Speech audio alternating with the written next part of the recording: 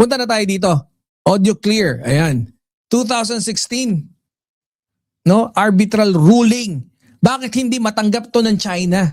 Sabi niya, kapag hindi pabor ang hatol, pwede mo ba talagang baliwalain? I think ako iba yung take ko dito eh. Kung hindi sumusunod yung China, bakit hindi pa sunodin ng UNCLOS?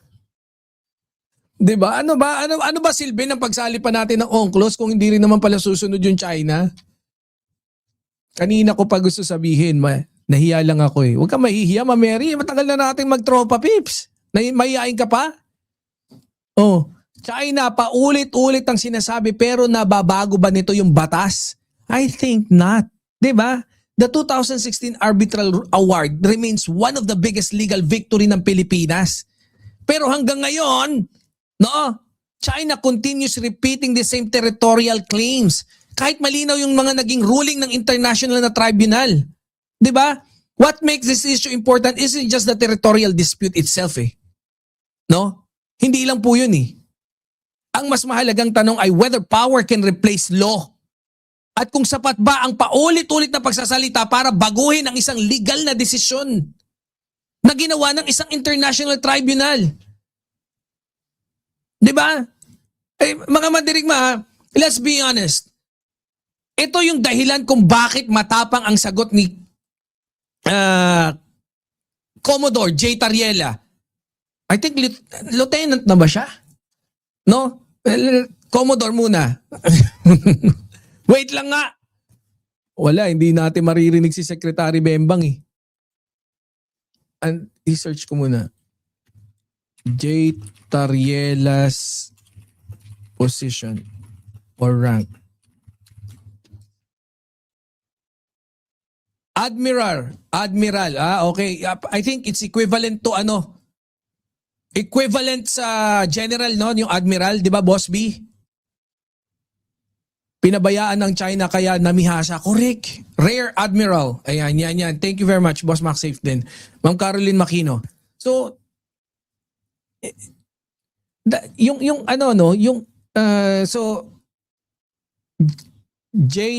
Rear Admiral, si Admiral J. Tariela, no?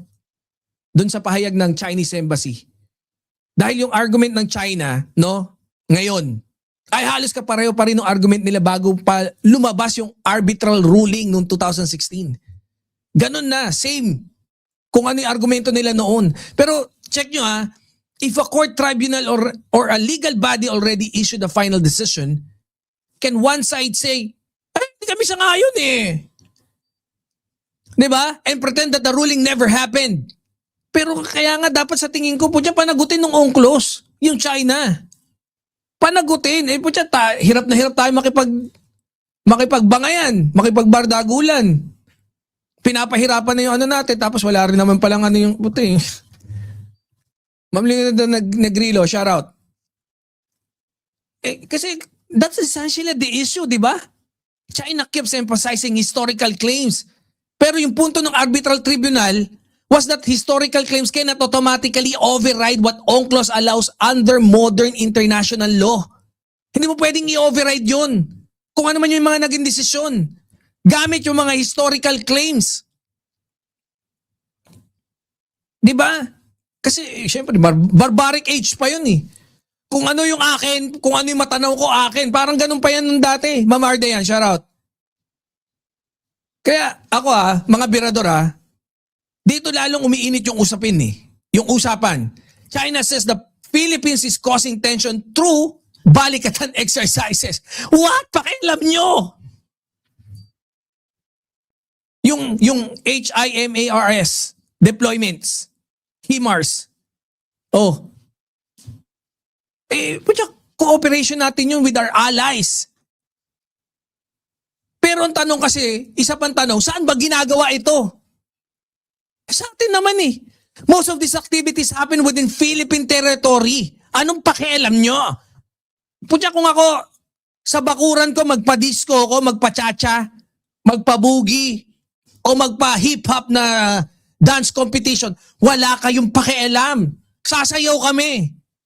Hanggat di namin kayo napipirwisyo, isa soundproof ko yung bakuran. ba? Within Philippine jurisdiction. At may pahintulot yung Philippine government. We don't need your approval sa mismo naming teritoryo. Anong pakialam nyo? Di ba? Yun yung malaking distinction na gustong idiin ni Admiral Tariela. Parang yung eksena ng isang negosyante no, na nagrereklamo na may ibang gumagamit ng kanyang parking slot. Habang siya mismo nakaparada sa lote ng kapitbahay. Panlalamang sa kapwa, gawaing tiba-tiba, hayop kayo eh. Kaya ako dito ako na no? A sovereign country deciding who it will train, no? Who will it train with is very different from building permanent facilities inside the marine zone, as in inside the maritime zone. Kaya malaki po pinagkaiba nun, no? Kumpara dun sa isang bansa na also legally claim under international rules. Kaya hindi nakakapagtaka kung bakit patuloy na binabalik yung binabalikan ng Pilipinas, no, yung side nung 2016 ruling. Kasi yun na nga yung pangano natin Panalo tayo ron paano ba naman kasi itong si Duterteng kupal? Papel lang daw yun, pwedeng ipamahid sa puwet. Puking inang yan, hayop na. Yun yung nakakabuisit Doon tayo dapat lahat mabuisit. Doon sa ginawa niyang yun. Ang dami niyang claims na pinaggagawa. Pinahirati niya yung China gawin daw probinsya. Di ba? Yung ruling. Yan na yung strongest legal foundation na hawak natin sa debate na to. Yung ruling. Pero dapat, sa tingin nyo ba, dapat humingi na tayo ng tulong. Di ba? Yung di ba? Yung, anong tawag dito? Yung jet skiing sana. Ang ganda sana nun. Hindi naman niya ginawa. Ano lang daw rhetoric lang. Puking ina.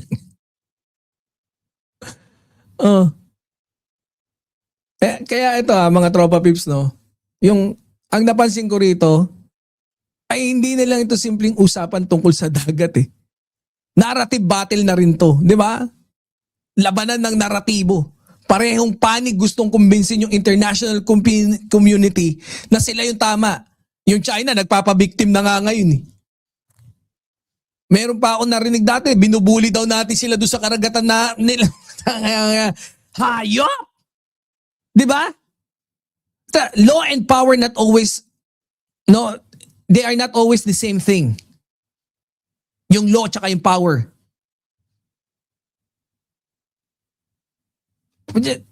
May mga bansang malalakas, may mga bansang maliliit. Pero kapag nawalan ng halaga ang batas, mas delikado yun para sa lahat. Kaya law and power, they're not the same thing.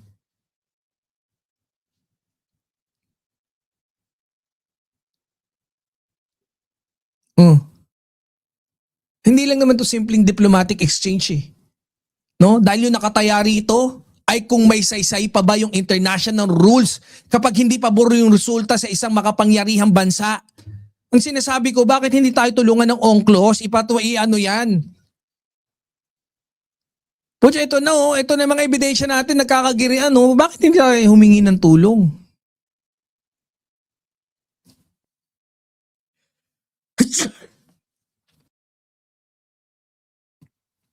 Sorry.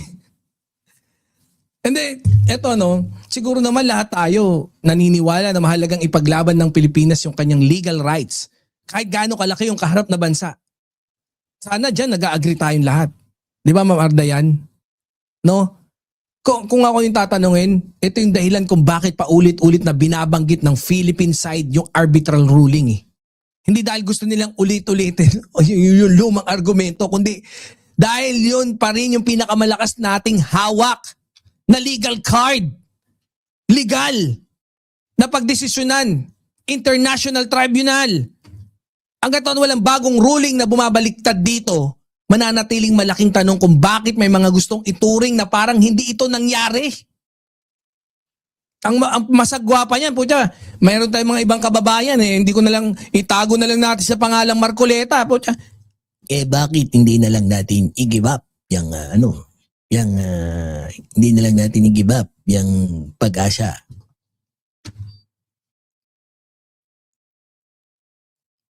Akahaka lang po natin yun. Ma'am Chai-Chair, shout out. Gawa-gawa lang natin yung West Philippine Sea. Yan, hayop. Basta hanggat walang bagong ruling na bumabaliktad nung ruling na yon, no? Panghawakan natin yun. Panghawakan natin yun.